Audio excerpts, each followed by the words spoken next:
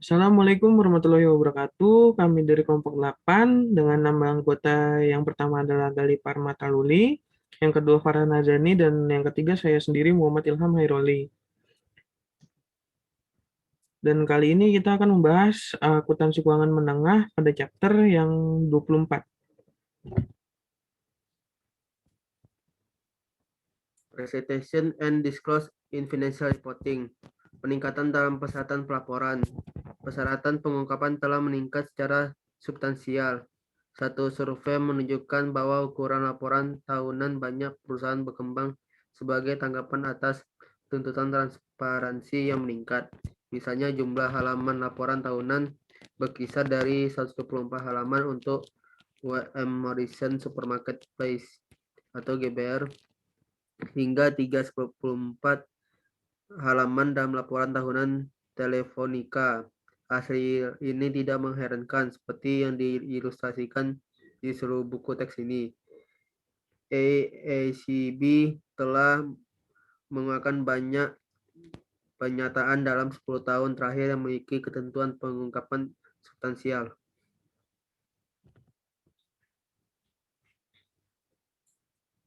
Alasan peningkatan persyaratan pengungkapan ini bervariasi. Beberapa dari mereka adalah yang pertama, kompleksitas lingkungan bisnis, yaitu kompleksitas yang meningkat dari operasi bisnis memperbesar kesulitan dalam menyaring peristiwa ekonomi menjadi laporan yang diringkas.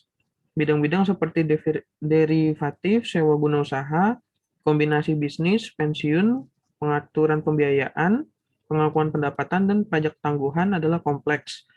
Akibatnya perusahaan secara ekstensif menggunakan catatan atas laporan keuangan untuk menjelaskan transaksi ini dan dampaknya di masa depan.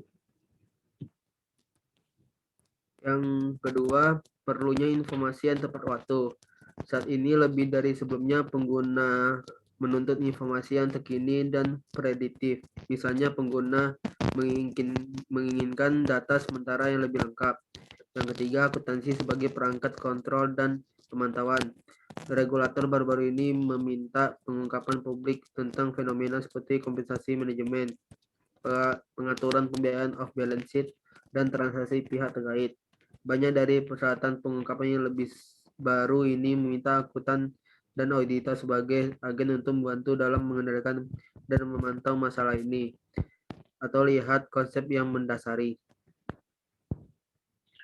Differential disclosure. Tren pengungkapan diferensial juga terjadi. ISB telah mengembangkan IFRS untuk entitas kecil dan menengah atau UKM. UKM adalah entitas yang menerbitkan laporan keuangan bertujuan umum untuk pengguna eksternal, tetapi tidak menerbitkan saham atau sekuritas lainnya di pasar publik. UKM diperkirakan mencapai lebih dari 95% dari semua perusahaan di seluruh dunia. Banyak yang percaya seperangkat standar yang disederhanakan masuk akal bagi perusahaan-perusahaan ini karena mereka tidak memiliki sumber daya untuk mengimplementasikan IFRS penuh.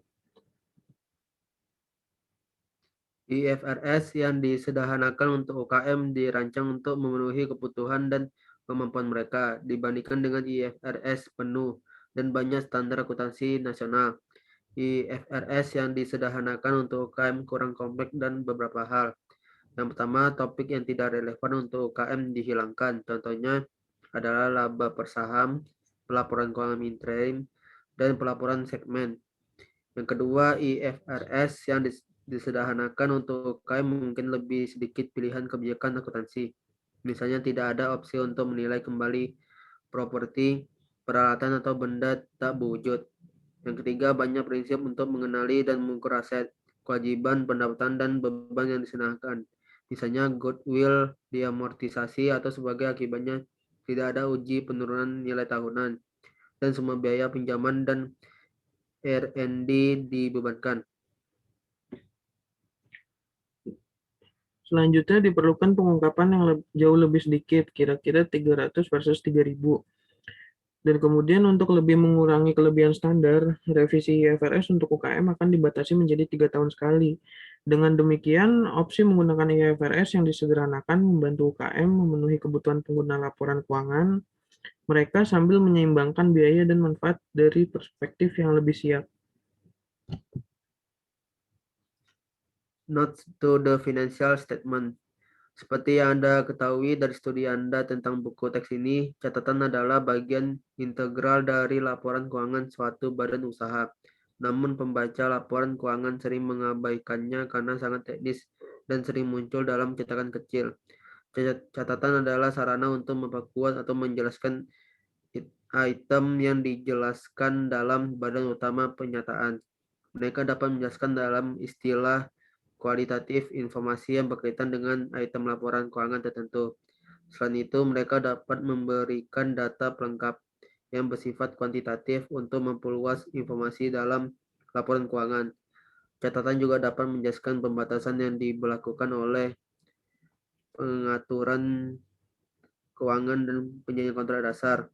Meskipun catatan mungkin bersifat teknis dan sulit untuk dipahami, catatan tersebut memberikan informasi yang berarti bagi pengguna laporan keuangan.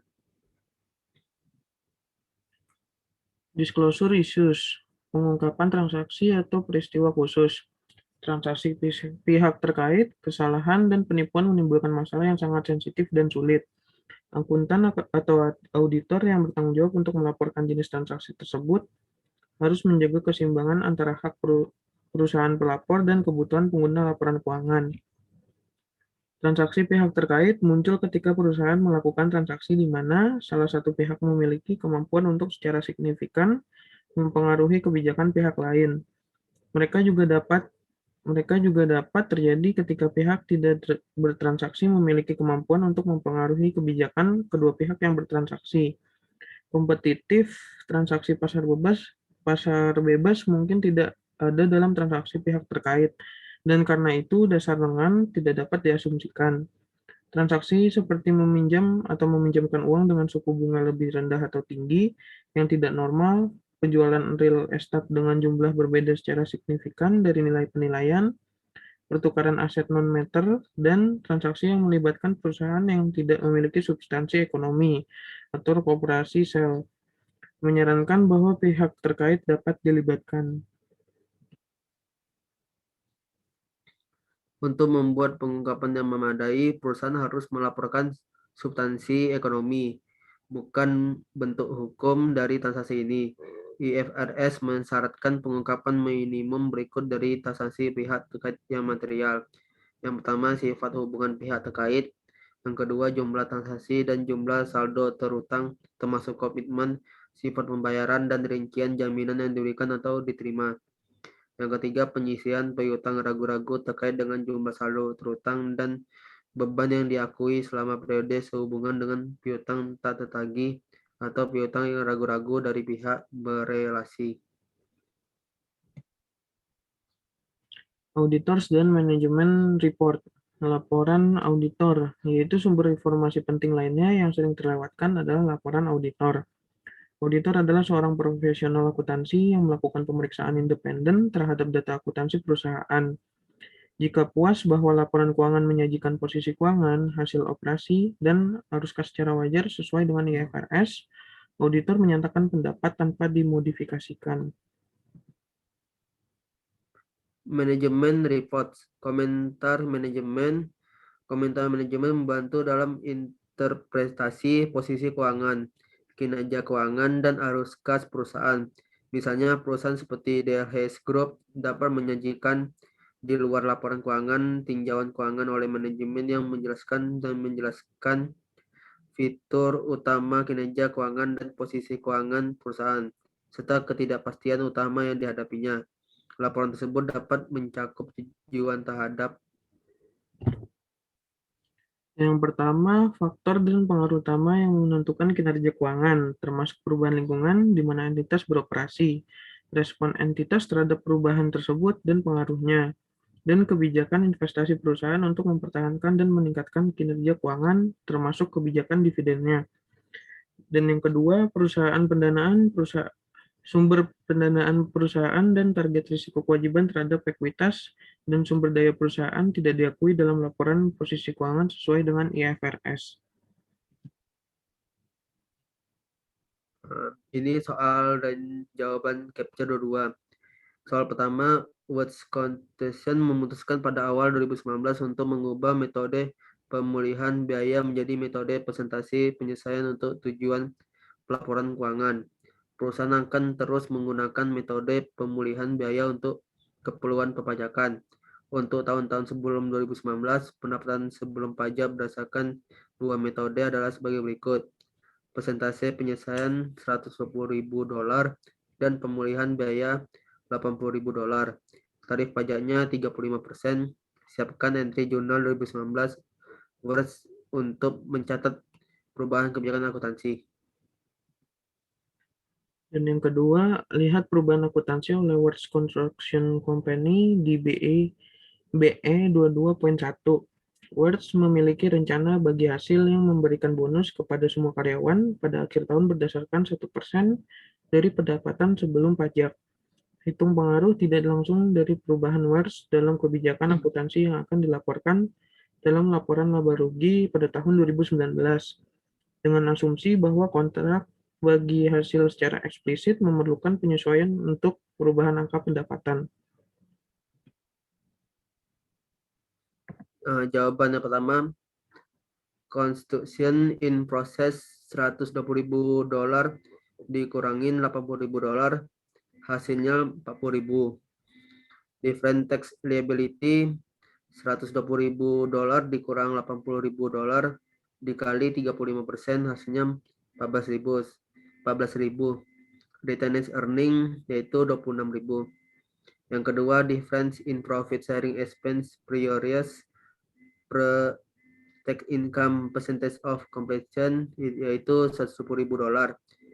Pre-tax income complete contract yaitu 80.000 dan hasilnya itu $40.000. Indirect effect yaitu $400. The indirect effect from prior years will be reported as a profit sharing expense for year 2014. Demikian presentasi dari kelompok kami. Apabila ada kurangnya kami mohon maaf.